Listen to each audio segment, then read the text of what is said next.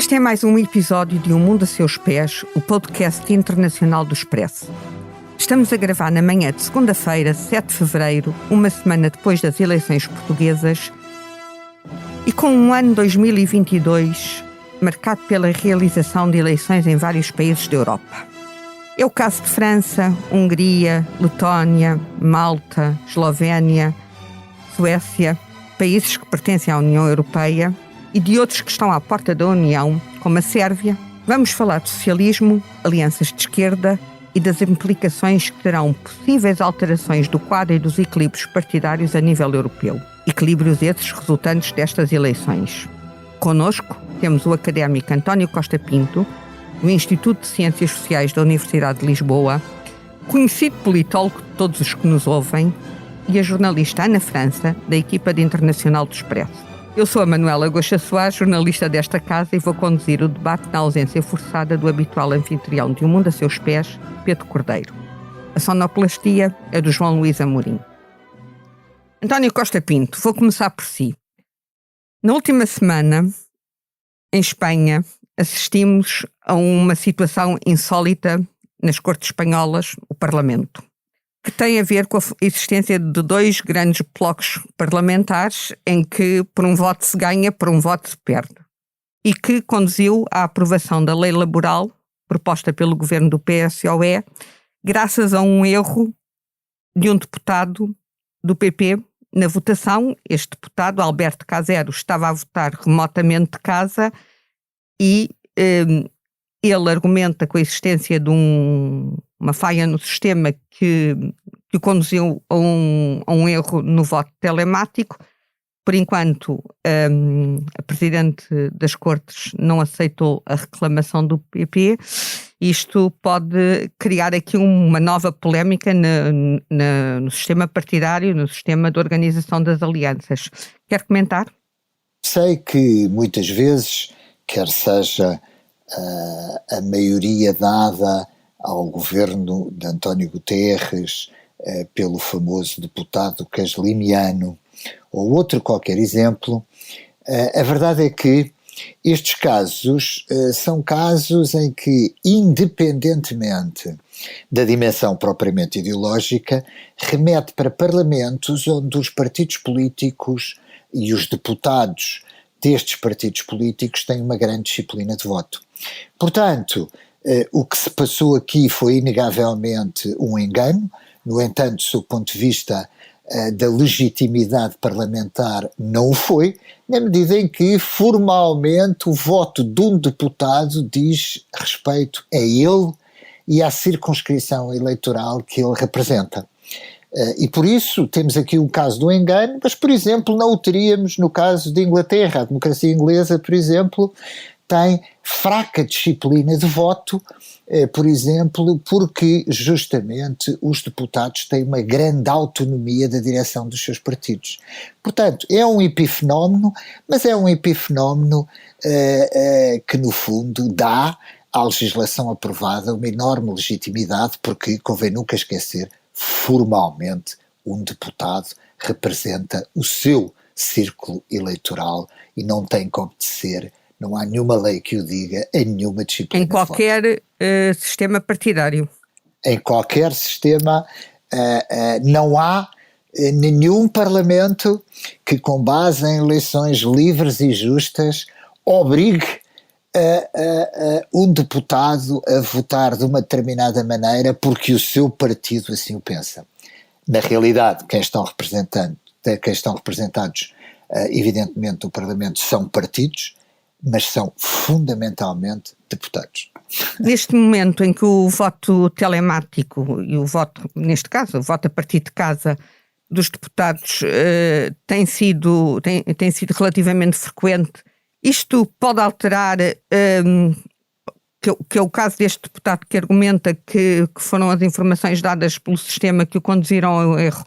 Isto de alguma forma pode alterar as votações finais? A votação presidencial, não há dúvidas sobre as votações.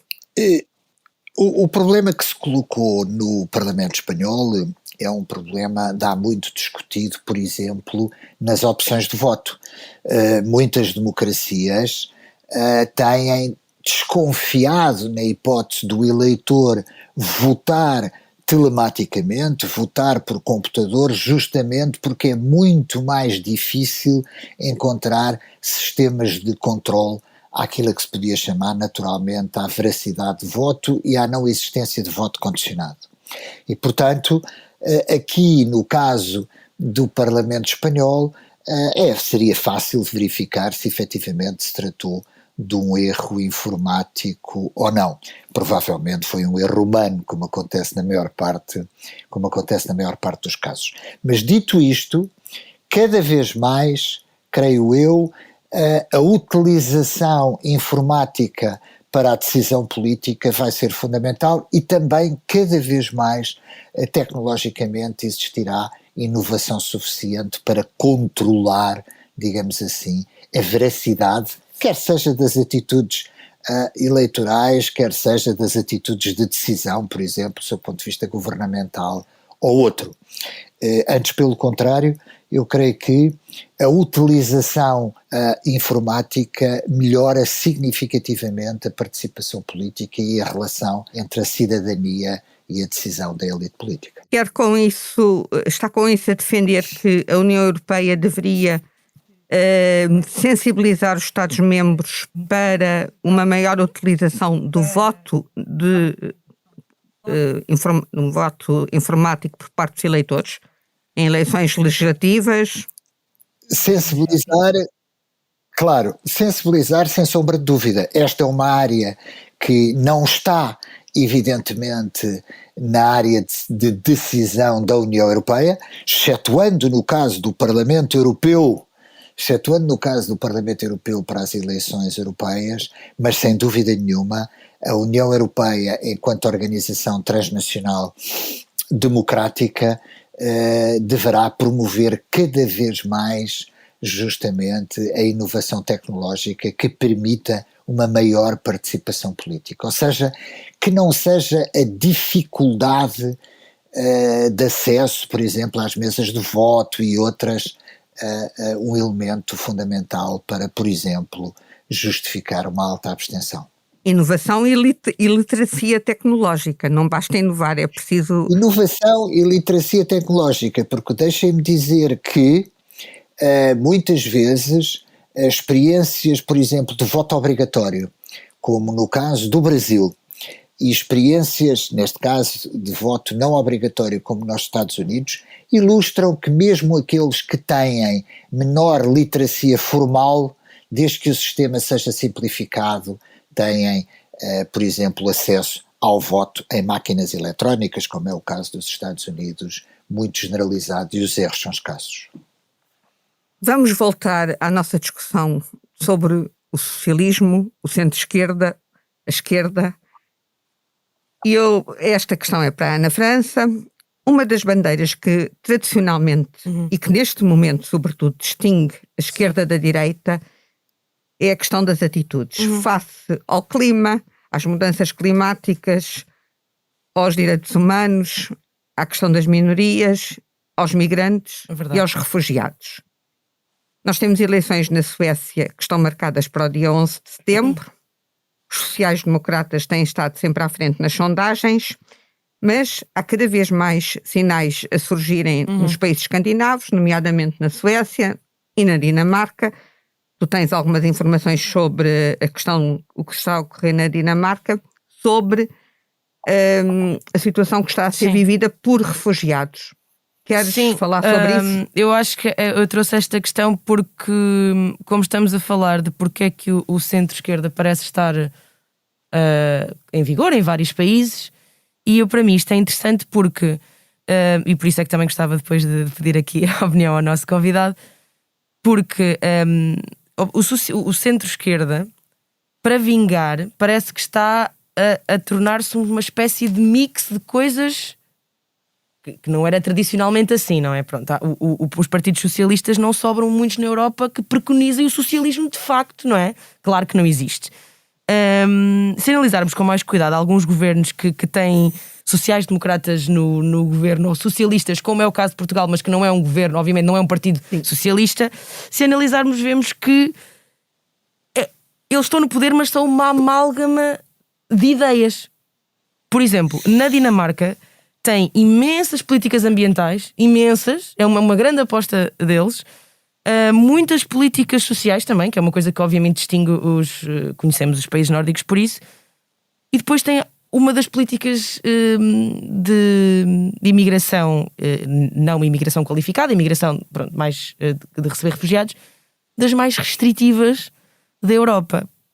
Neste momento, a Dinamarca está a ser criticada, bastante criticada. Mas isso é neste momento, nem sempre foi assim. Não, claro que não sempre foi assim. Mas desde 2015, tanto a Suécia como a Noruega, como a Dinamarca, que eu ainda estive há pouco tempo a rever essas informações que tinha de memória, mas que é verdade, foram países que durante muito tempo se orgulharam de receber, era parte deles mesmo, da nação deles, eles orgulhavam-se de ser esses países, não é? Temos o caso da Suécia, que é manchete do Expresso neste fim de semana, esteve na primeira página um grupo de refugiados políticos que na década de 60 foi para a Suécia. Sim, chilenos, Cosa Pinochet, iranianos da Revolução Islâmica, tudo isso foram recebidos e apoiados. Neste momento, na Dinamarca, eles estão a retirar a residência. Portugueses da Guerra Colonial. Sim, exatamente, exato.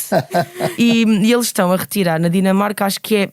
Eu ainda não li nada sequer parecido em nenhum país da Europa. Muito menos nos países que se dizem tantas vezes e que receberam, de facto, muita gente. O que é que eles estão a fazer na Dinamarca? Eles estão a retirar a residência a sírios que autorização de residência. Que já estavam completamente integrados. Portanto, tinham chegado, receberam o estatuto de refugiado, alguns tiveram filhos lá, eram enfermeiros, engenheiros, muitos conseguiram integrar-se bem e de repente ficaram sem o documento que lhes permitia acesso às escolas, levar os filhos ao hospital, pagar uma renda, um senhorio, dar-te um contrato.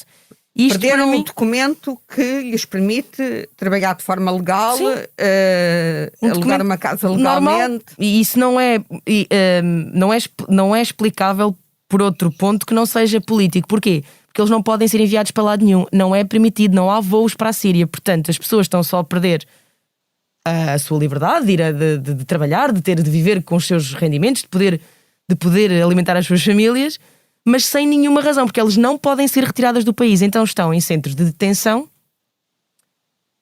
à espera de quando é que poderá ser possível voltar para a Síria, que não é de toda a ONU, não deixa, não aconselha, não pode ser, porque é um país perigoso. E a minha pergunta é também tentar entender... E também não têm nenhum documento que lhes permita viajar para outro país? Não, porque não têm nenhum documento. E isto é um partido social-democrata que está a implantar esta política. E eu acho interessante porque não é o único... O único partido ou o único país onde de facto o governo é centro-esquerda, mas é uma amálgama de várias coisas. E eu gostava também de discutir se isso é a única forma que hoje em dia pode vingar o centro-esquerda. Quando dizemos que ele está a vingar, é porquê? É porque ele adquiriu uma espécie de órbitas de vários temas que não o transformaram noutra coisa qualquer. Não é uma amálgama de várias coisas, mas é um centro-esquerda que há indícios fortes e práticas de estar a mudar de atitude em relação àquilo que foram as práticas tradicionais da esquerda e do centro-esquerda face a migrantes e face a refugiados, nomeadamente nos países escandinavos. Pronto. É isso que está a acontecer. Sim. António Costa Pinto, acha que qual é a razão que pode explicar isto? Há várias, e algumas delas remetem justamente para a especificidade das democracias nórdicas, incluindo evidentemente a da Dinamarca. Ou seja, quando nós observamos um pouco a história da família socialista e social-democrata europeia, ela tem grandes diferenças no interior da Europa, nomeadamente quando falamos, por exemplo, no Partido Socialista Português ou Espanhol, ou seja, nos partidos socialistas da Europa do Sul e dos partidos socialistas nórdicos. Os partidos socialistas nórdicos sempre tiveram, e as democracias nórdicas, evidentemente, sempre tiveram uma ligação muito umbilical entre partido, sindicatos e voto de clivagem de classe, ou seja, voto de classe trabalhadora, não é verdade? Sueca, norueguesa e dinamarquesa. Ora bem, evidentemente que os partidos socialistas e sociais-democratas trabalhistas dos países nórdicos sofreram enormes desafios do mundo globalizado, da unificação europeia, e em muitos casos, partidos, por exemplo, como o Partido Social Democrata dinamarquês, por exemplo, foram partidos fortemente, em muitos casos, anti-europeístas, foram partidos que, é muito interessante utilizar esta expressão, partidos que se refugiaram no chamado egoísmo do Estado de Providência, ou seja, o Estado Social que conseguiram é um Estado Social para os dinamarqueses, para a classe trabalhadora dinamarquesa. A ameaça da imigração, a ameaça da globalização levou muitas vezes estes partidos trabalhistas a terem posições mais associadas, em primeiro lugar, àquilo que eu salientei, que é o egoísmo do Estado de Providência. Ele é bom, mas é só para nós. E em segundo lugar, temos que confessar a sensibilidade de uma parte do seu eleitorado perante as pressões da imigração, dos refugiados, a eventual liberalização do mercado de trabalho e, simultaneamente, a ameaça de uma direita radical populista que na Europa tem uma base classe trabalhadora e classes médias baixas muito significativo. É em grande parte isso que explica esta variação. É interessante, já agora só para coisa, é interessante que os partidos socialistas da Europa do Sul nunca tiveram esta ligação umbilical à classe trabalhadora. São partidos que nasceram nos anos 70, fundamentalmente fundados por advogados de classe média da oposição aos regimes ditatoriais ou à ditadura militar grega, que nunca tiveram este tipo de enraizamento e que têm um voto, inicialmente, evidentemente, a partir da década de 70, muito mais catch-all do que propriamente inicialmente estes partidos trabalhistas dos países nórdicos. Isto explica em grande parte esta dimensão. O Partido Socialista Português nunca teve nenhum voto de classe. Não se pode dizer que a clivagem esquerda-direita veja, por exemplo, no passado dos anos 70, as classes trabalhadoras a votarem Partido Socialista, ao contrário, por exemplo, e não votarem nos principais partidos. Mas no Reino Unido isso existe muito, por exemplo. No Reino Unido há uma ligação umbilical entre o Labour e os sindicatos muito grande. Justamente o Labour nasceu como um sindicato, basicamente. O modo de funcionamento é idêntico em relação às democracias nórdicas, que é muito interessante. No caso dos países escandinavos, podemos falar de alguma xenofobia em relação aos migrantes? Podemos, inegavelmente. Aliás, não apenas nos países escandinavos, ao contrário que se pode pensar, mas na maior parte, digamos, hoje em dia, dos países europeus e das democracias europeias. Ou seja, nós contestamos atitudes da sociedade e mesmo até o aparecimento nas campanhas eleitorais destes temas e o crescimento destes partidos de direita radical populista, muitos estão associados exatamente a isso. Aliás, comunidades étnico-culturais ou mesmo a migração no próprio espaço europeu, não é? Lembremos do famoso tema do canalizador polaco nas eleições francesas. Ou seja, ou mesmo nas eleições inglesas, não interessa agora, onde a imigração polaca foi muito significativa há uns anos, numa determinada época.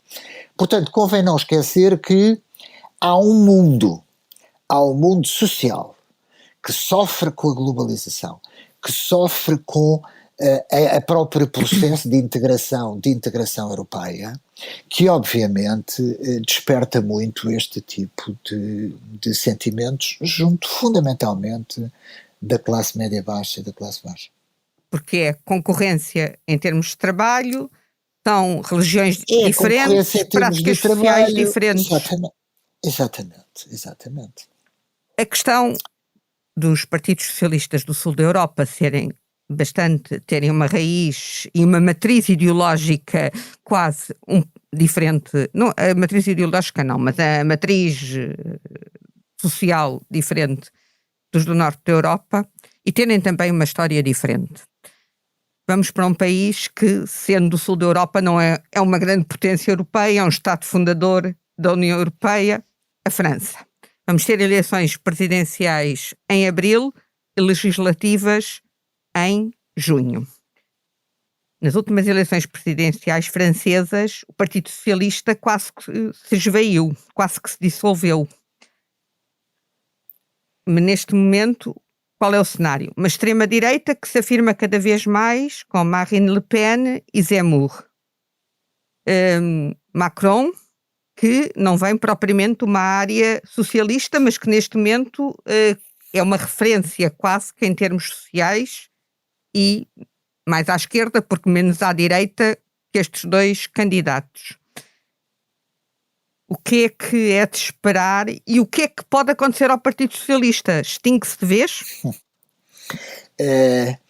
Bem, já, por exemplo, o que é que aconteceu ao Partido Socialista Italiano? Bem, sei que a Itália é um laboratório político muito, muito complexo. A Itália não expressa muitas vezes a dinâmica evolutiva, digamos assim, das democracias europeias, muito embora confessemos que tenha antecipado fenómenos que mais tarde se consolidaram à escala global, não é verdade? Podemos dizer, por exemplo, que Berlusconi inaugurou formas de populismo que mais tarde vieram a marcar a democracia norte-americana e outras, etc. E a fragmentação partidária começa em Itália. Partidária, exatamente. Mas, sim, isso pode acontecer. Ou seja, inegavelmente o sistema partidário francês do pós-guerra, no fundamental, que conhecia uma direita fracionada, curiosamente em dois partidos, tal como a portuguesa, mas que se coligavam sempre, e uma esquerda muito associada ao crescimento do Partido Socialista e à dissolução, digamos assim, do Partido Comunista, sofreu dinâmicas que Portugal ainda não conheceu, por exemplo, de revolta eleitoral no verdadeiro sentido da palavra, contra o domínio dos partidos moderados de centro-direita e de centro-esquerda, e fez uma espécie de uma refundação do sistema partidário ao centro, não é? Com Macron e este partido que recolheu elementos da elite política de direita e também do socialismo, do Partido Socialista, em função daquilo a que se poderia chamar uma governação fundamentalmente ao centro.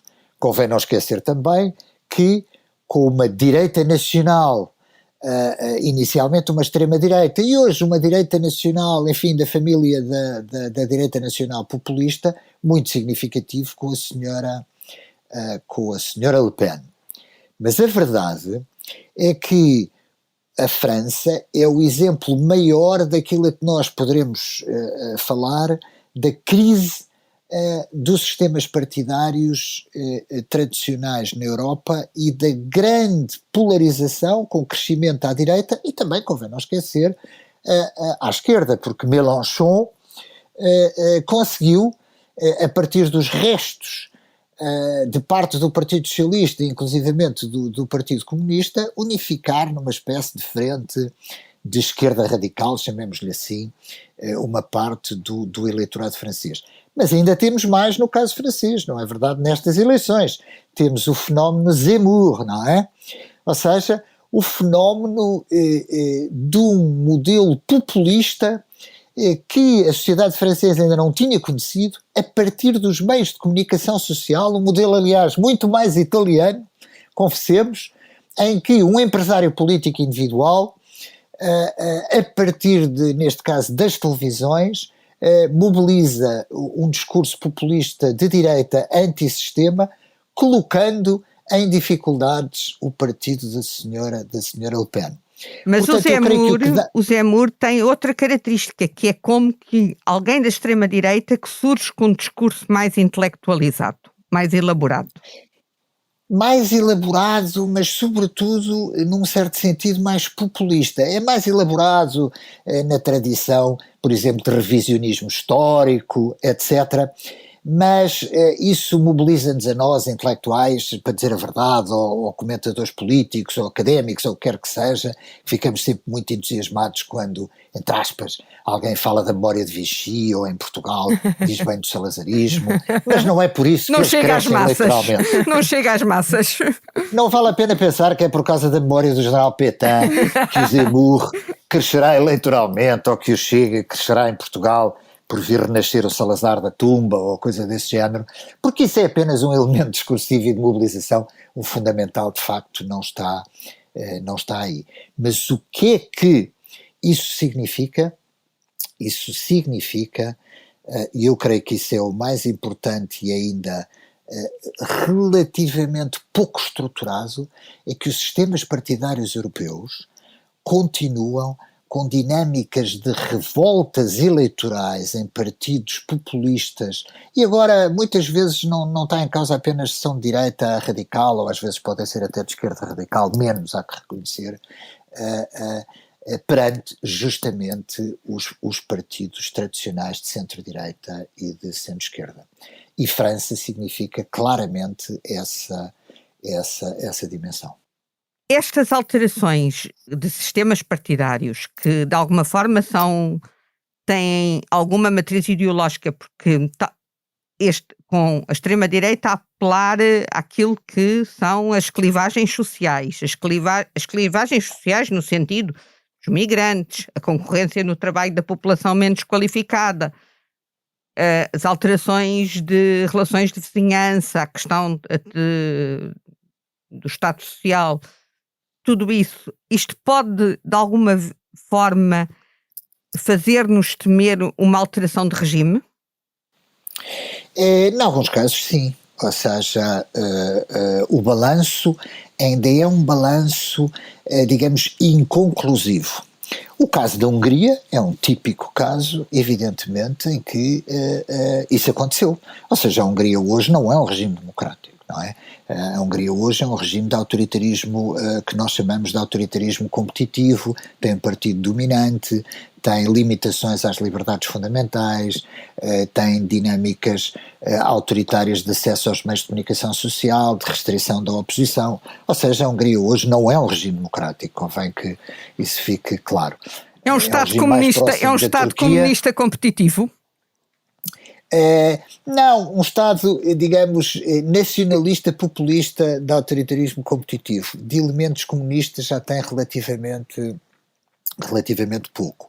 Mas a Polónia, por exemplo, é um caso também de ameaças sucessivas ao Estado de Direito e também a um partido dominante que tem uma tendência, com apoio eleitoral, reconheça-se, para, digamos, poder evoluir para aí. Mas o maior perigo, creio eu, das democracias europeias é muito claro.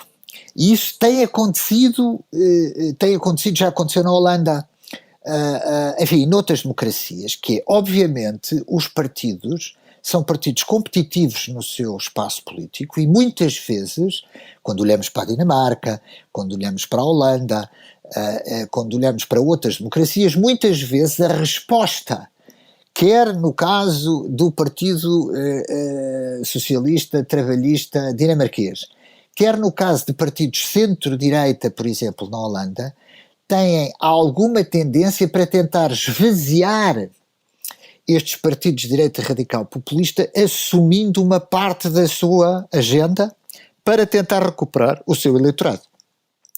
O que quer dizer, por exemplo, a maior limitação de acesso dos não-nacionais ao Estado Social, a restrição dos direitos sociais, por exemplo, de alguns deles, ou seja, diminuição, no fundo, da qualidade do sistema político democrático, ainda estamos a falar em mudanças de regime, justamente como resposta à pressão da direita radical populista. A Ana, em 2021, esteve na Hungria e na Polónia em reportagem e nomeadamente, testemunhou o que é que foram as diferenças, a forma de tratamento das minorias,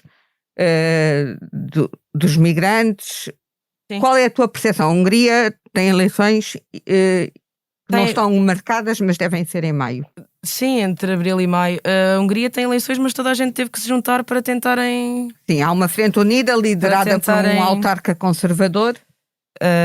Pronto, ir contra, tentar destronar o Orbán, que não é fácil. Está à frente nas sondagens. O Viktor Orbán está à frente. Por pouco, as últimas 39-42, depois os indecisos, e pronto. Mas não sabemos, não se sabe se isso seria suficiente para o derrotar. O que eu achei interessante também na conversa agora é que tanto a Polónia como a Hungria, claro que já não têm tantas marcas assim de comunismo, mas o que eu acho engraçado nesses países é que o sucesso eleitoral deles tem tudo a ver com ainda manterem muitas políticas de ajuda social e cada vez mais impostos a subir e tudo isso. Ou seja, parece que é aquela frase da iniciativa liberal do és socialista e não sabias, em vez do liberal e não sabias, porque parece que estamos em regimes onde tudo é de direita, não é? Que nós associamos à direita, toda a gente classifica o Justiça e Paz e o Fidesz como direita, mas se formos ver, por exemplo, na Polónia,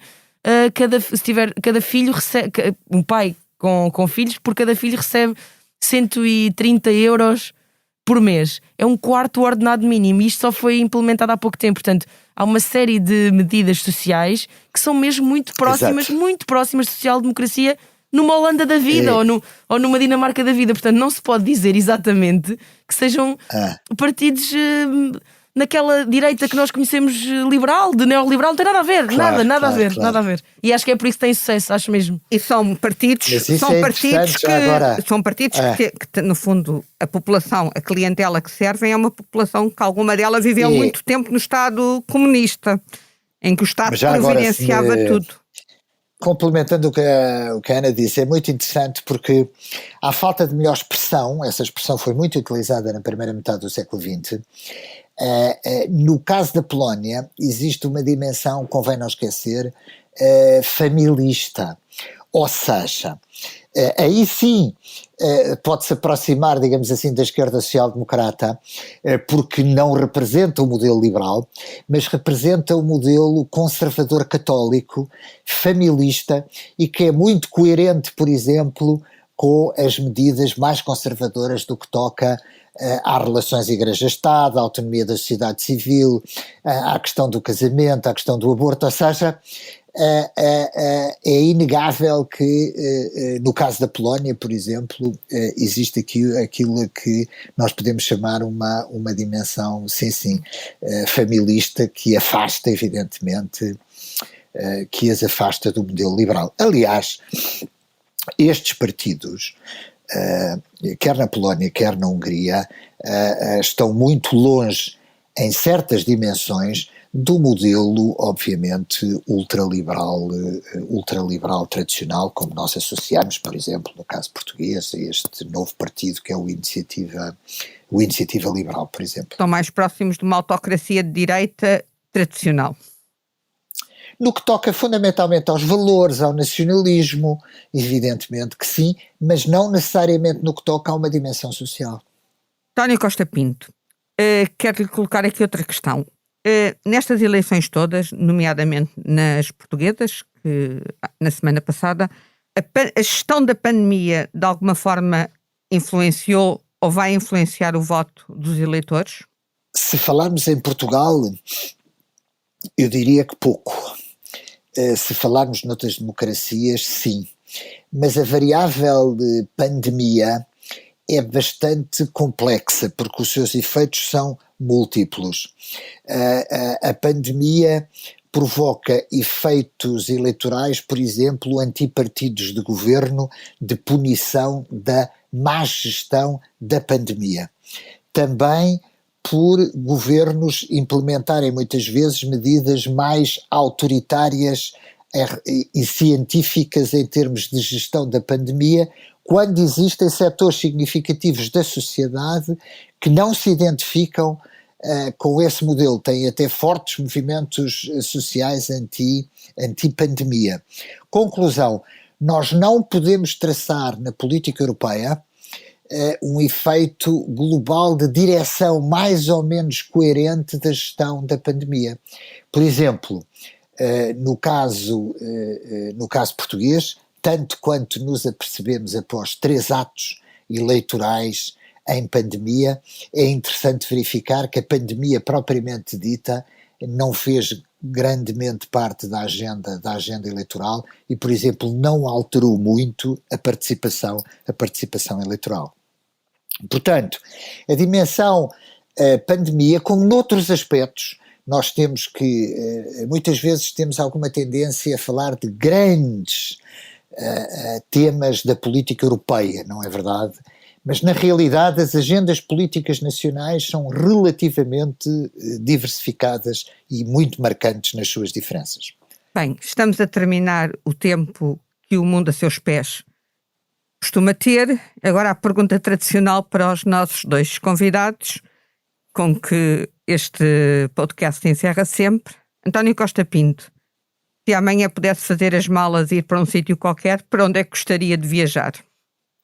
Ironicamente, eu não gostaria de viajar para sítios muito exóticos, mas para alguns onde conheci e vivi. Eu não me importava nada de viajar imediatamente para o norte da Califórnia e passar uns belos tempos, pelo menos um mês, entre o norte de São Francisco e Seattle, a passear por aquele clima úmido, frio, e até relativamente isolado do noroeste dos Estados Unidos. Pelo menos um mês significa que podia ficar mais de um mês. Pelo menos um mês, porque não me importava nada de voltar ao Death Valley e a outras paisagens que, em termos de crise climática, nos fazem lembrar o que foi o mundo há muitos milhões de anos. Ana França, para onde é que fazes a mochila imaginária? É assim, para já daqui a 2 ou 3 dias vou ter aquele certificado maravilhoso em que basicamente já posso fazer quase tudo. Portanto, por termos estado a falar destes países e eu conheço-os mal, se calhar ia à Suécia e também à Dinamarca, ver as mudanças sociais que se estão lá a passar nestes países. E também, claro, aquela maravilhosa arquitetura que eles são conhecidos por ter. Não conheço nem a Dinamarca nem a Suécia e acho que tenho que tratar disso. Estocolmo é uma cidade muito bonita. Diz que sim. E depois passava para São Petersburgo também, já agora, para ver ali. Bem, ficavas também um mês pelo norte da Europa. Exato. Um mês pelo norte da Europa. E levavas aquele livro fabuloso, O Comboio de Lenin. Olha, boa sugestão. Resta-me agradecer a si, que esteve connosco, ao nosso convidado António Costa Pinto, à Ana França e ao João Luís Amorim, que faz a sonoplastia do programa. O Mundo a Seus Pés regressa dentro de 2 semanas, na segunda-feira, dia 21 de fevereiro, isso já será com o seu habitual anfitrião, Pedro Cordeiro.